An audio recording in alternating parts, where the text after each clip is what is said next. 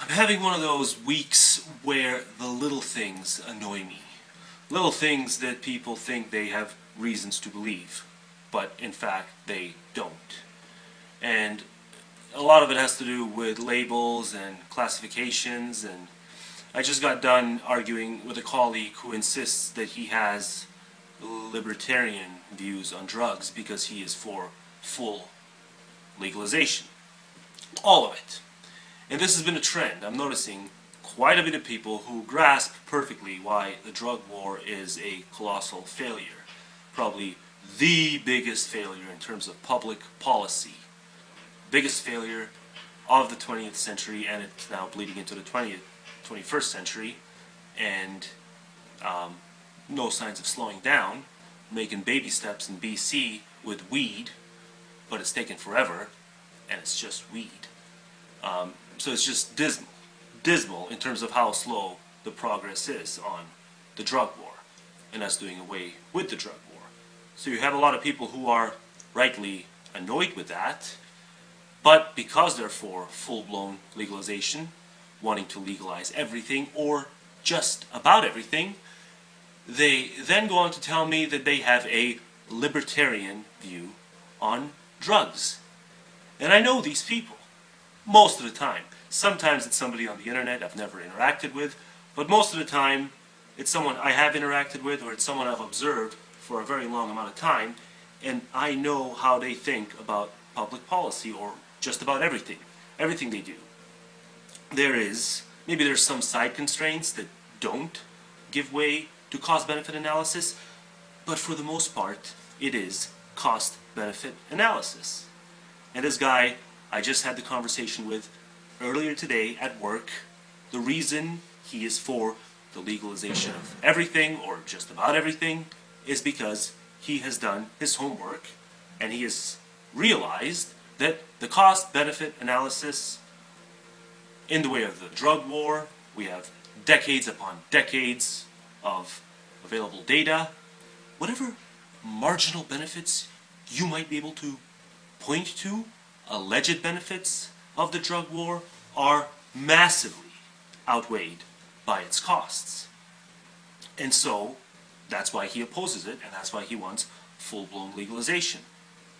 But that's not a libertarian position on drugs.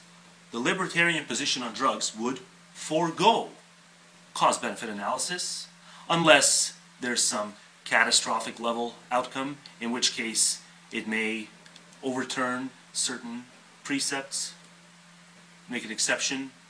But for the most part, we know that the cost-benefit is not the driving force of people taking a libertarian stance on something. It is the principle of self-ownership, and perhaps some principle of self-sufficiency. And he nodded along to all of this, but at the end of it, he maintained that despite all that, it's still a libertarian take on drugs, is to want full-blown legalization. And it's just an annoying contradiction, because you can't nod along to saying yes to the cost-benefit and at the same time keep the label. The label is, in a lot of cases, hostile to cost-benefits. Just as a all-or-nothing commitment to the Second Amendment is hostile to the American conception of the Second Amendment, right to bear arms. Talk to just about anyone, and they'll tell you it's not really about the cost-benefit. It's about the principle itself. The principle is a natural right that holds irrespective of what goes on to happen once that right is defended, as though it's God-given, inviolable. So it's just been cropping up all over the map, this confusion. Especially prominent when it comes to people thinking that they have libertarian views on drugs. They don't, because they wouldn't respect the principle of self-ownership had the cost-benefit gone in some other direction. And I know they wouldn't, because it would be a departure of how they normally scale things. So I'm just going to read a bit. I'll link to the Stanford Encyclopedia of Philosophy's entry on libertarianism, and I'll read a few crucial bits, because a lot of people think of themselves as left libertarians when they're not. To be a left libertarian is to be antagonistic to just the mere possibility of global governance, or hell, even federal governance at the national level. It's to be very open to the possibility, or to the, it's to be very sensitive to the issue of communal self-determination. Whereas right libertarianism would be very sensitive to individual self-determination. But any way you slice it, sovereignty is very much a right-making feature of what ultimately goes on to be prescribed in terms of public policy. Whether it's communal sovereignty or individual sovereignty, it's still a foundational role. It's what guides the thinking of this particular political philosophy. It is not, for the most part, a philosophy premised on cost-benefit analysis. And I think a lot of people who think of themselves as left libertarians don't really get that. So you should read this entire article that I'm going to link to. It's one of the few videos where I'm just going to link to one thing.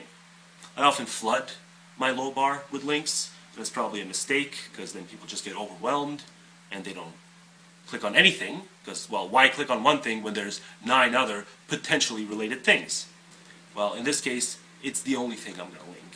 And I highly advise, if you think you're a left libertarian, read this entire article, or at least do a control search on left libertarianism and read all the things pertaining to left libertarianism, because in my experience, people don't know just how backward-looking its conception of justice is. So, I'll read an excerpt. In addition to the better-known version of libertarianism, which is right-wing libertarianism, there is also a version known as left libertarianism. Both endorse full self-ownership, but they differ with respect to the powers agents have to appropriate unowned natural resources, land, air, water, minerals, etc.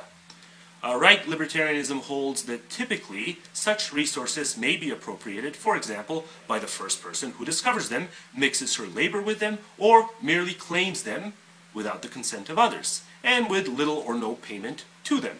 Left libertarianism, by contrast, holds that unappropriated natural resources belong to everyone in some egalitarian manner. It can, for example, require those who claim rights over natural resources to make a payment to others for the value of those rights. This can provide the basis for a kind of egalitarian redistribution. So note that nothing about that, our relation to land, capital, resources, etc., nothing there violates absolutist views on the impermissibility of violating self-ownership. Nothing there gives way to an openness to the mere idea of global self-governance. So, for example, if we pay all this respect to communal self-determination, and as certain communities wish to impose theocratic rules, they wish to merge the state with the church, there is no justification for an outside body to meddle with any of that in principle, because some majority of the individuals within that community want a theocracy. And if they want the theocracy, well, who are the outsiders to have any say-so? It's sort of viewed as a power grab. But of course, we know that there has never been a theocracy in the history of theocratic governance that hasn't had certain individuals who were closeted secularists and who wanted to impose secular governance. So I guess my just simplistic challenge to individuals who think of themselves as left libertarians and who are very touchy about the idea of big government encroaching on local, municipal, or perhaps even regional sovereignty. Say that certain regions do want to impose theocratic dogma on all their subjects, and some, let's say, 2/3 majority of the subjects are brainwashed enough to be okay with that. You still have 1/3 of the subjects, of the citizens, who don't want it. And we know that future generations will also give way to the same dynamics. What in principle What in principle is wrong with the prospect of a global government having oversight of such a community? A secular global government. Don't give me potential things that can go wrong with attempts to encroach. Tell me why it's wrong in principle. Because to identify as a left libertarian is to say that it would be wrong in principle, irrespective of how successful such a project might be in actually safeguarding the interests of those born in theocratic societies, whose interests would otherwise not be safeguarded had such a community been entitled to sovereignty and to this idea of communal self-determination. That's the challenge. And if you give me instrumental reasons as to why we shouldn't do that, then you're not giving me the left libertarian principle argument. You're giving me the argument that's a sort of rank-and-file argument that you might employ against standard neoconservatism or standard imperialism or, dating back centuries, standard colonialism. And there's subtleties in these differences. To oppose one is not necessarily to side with the other. Just wanted to make that clear. Let's read a bit more from this, just in case people aren't going to click on it. Libertarianism, simpliciter, is committed to a strong version of the self-ownership thesis. According to many libertarians, the kind of reasoning behind this thesis also has implications for the moral status of the external world as well. On one such view, people can literally extend their claims of self-ownership to include other physical objects. A traditional Lockean argument holds that people who own their labor must also own the fruits of their labor, even if those include previously unowned objects. Self-owners thus have moral powers to appropriate external objects such as natural resources. And if you look at the history of both left and right libertarianism, it's not just natural resources, it's non-human animals as well. But I don't think this article goes into that at all. I haven't seen it, but maybe I haven't read the final bits closely enough. If it does, I'll point a subsection link to the specific section dealing with animals, assuming it does, but I haven't seen it yet. It's a very long article, so toward the end I started reading it kind of in a skim fashion, admittedly. Such as natural resources. A distinction can be made, however, between right libertarianism and left libertarianism, depending on the stance taken on how natural resources can be owned. Throughout, we use resource in the weak sense of stuff in the world, with no assumption about whether it has any value to individuals. The term is often used in a more restrictive sense. Given that libertarianism conceives of distributive justice as primarily historical in nature, so backward-looking, we need to look at this idea of perhaps intergenerational restorative justice to determine what happens in the here and now, as if transferable wrongdoing is plausible. A's progenitors wronged B's progenitors, therefore A owes something to B in the here and now. That's what it means. That's what it means to say conceives of distributive justice as primarily historical in nature. You don't look back to determine public policy in the here and now. You look forward and you try to assess the best possible path ahead. There are two places where constraints on legitimate holdings may be introduced: at the point of original appropriation or at the point of transfers, or both. Simply stated, a libertarian theory moves from right to left the more it insists on constraints aimed at preserving some kind of equality. The maximally strong version of a constraint on original appropriation holds that initially no one has any liberty, right to use, or any moral power to appropriate natural resources. A radical version of, quote, joint ownership left libertarianism, for example, holds that individuals may use natural resources only with the collective consent, for example, majority or unanimous, of the members of society. Given that all action requires the use of some natural resources, land, air, etc., this leaves agents no freedom of action, except with the permission of others. And this is clearly implausible.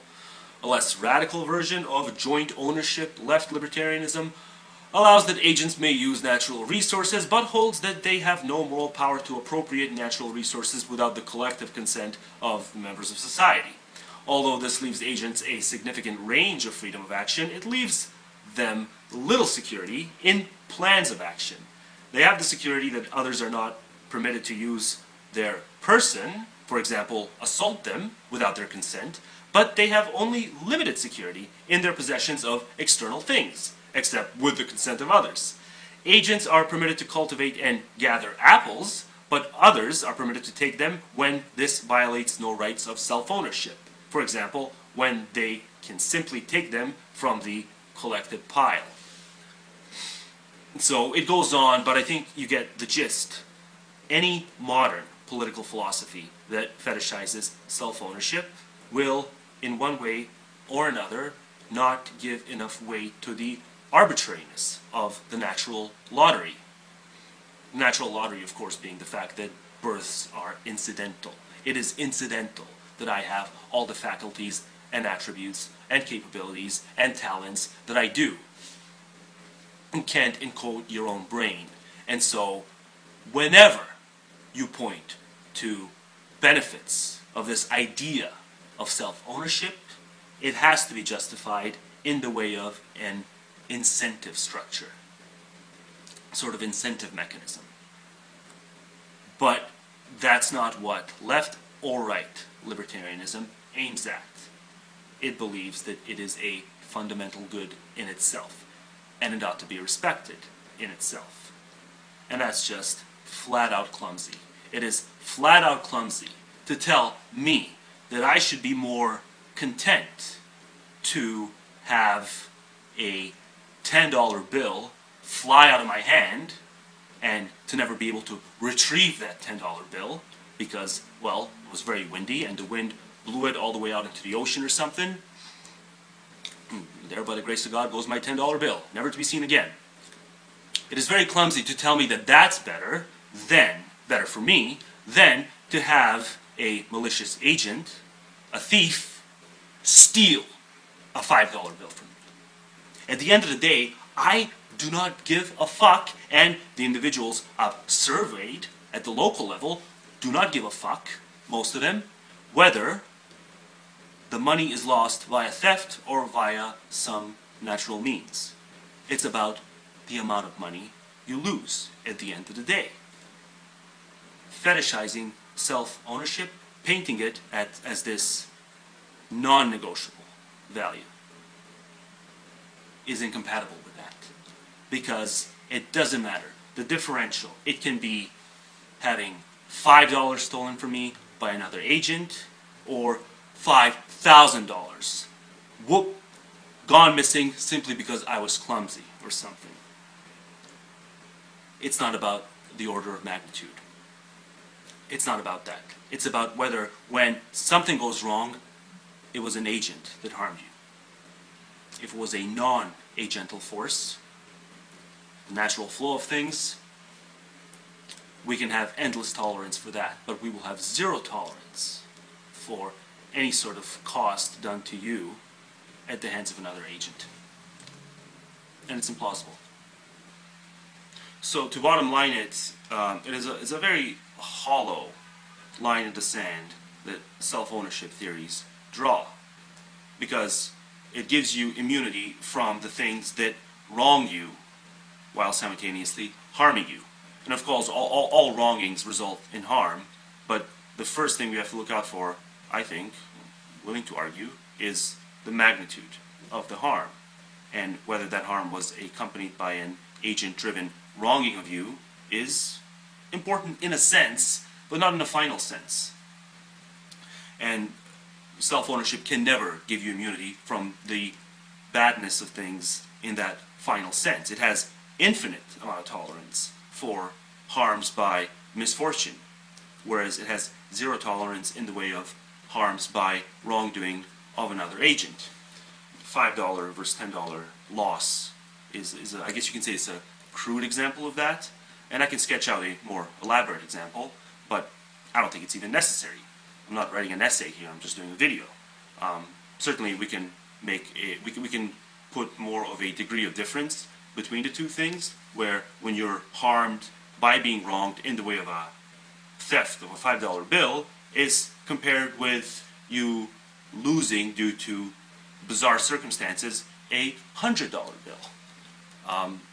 Like you're pushing this to the point where if you fixate on whether someone wronged you when there's a huge magnitude of difference, and your primary concern is not to be wronged through a theft, to the point where you'd be willing to take on a $95 differential in losses, applying a resource metric as opposed to a welfare metric, but it can work both ways. It just starts to look petty.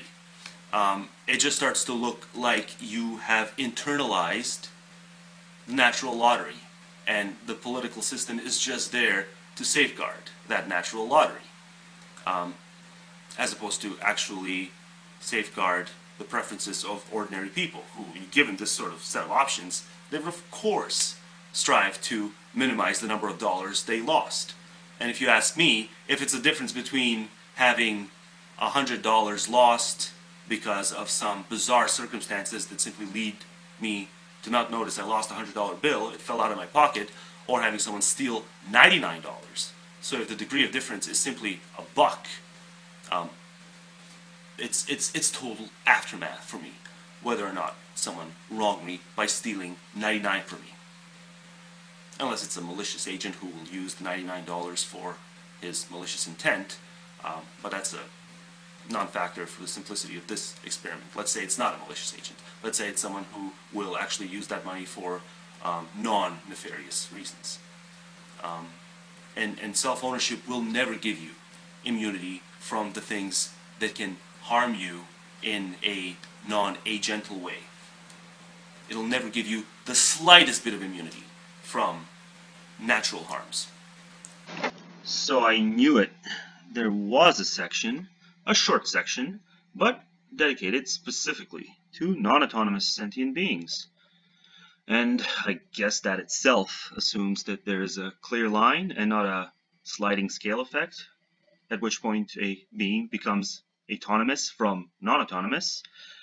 But I guess that's neither here nor there, because I will do libertarianism justice and read its formal paragraph on the problem of non-autonomous sentient beings and how it deals with it. So let's get into it. Libertarianism asserts that each autonomous agent initially fully owns herself, and that agents have moral powers to acquire property rights in natural resources and artifacts. What is the status of non-autonomous beings, such as children and many animals, that have moral standing, for example, because sentient? One possible reply is to deny that there are any non-autonomous beings with moral standing. For example, because only beings capable of having moral duties, agents, are owed any duties. Non-autonomous beings are simply things to be used. As such, they can be the full private property of agents. Few people, however, will accept that position. Children are not the full private property of their parents. Well, scratch that. Children are in no capacity the private property of their parents, much less full private property. Dogs may not be tortured for fun. Another possibility is to hold that non-autonomous sentient beings are also full self-owners, where the rights involved are understood as protecting their interests rather than their choices. This, of course, would have the wild implication that rats are protected by rights of self-ownership. Perhaps there is some plausible intermediate position, but if so, it has not yet been developed adequately. See Steiner from 1999 for one attempt. Well, one attempt is exactly right. That's all it is. You cannot start out with self-ownership and intermingle it with axiologies which are, for the most part, welfare-oriented. It's just not a good mishmash. It's like trying to construct a sentence where half the words contain, I don't know, like the Latin alphabet, and the other half contain Cyrillics. It's just not going to happen.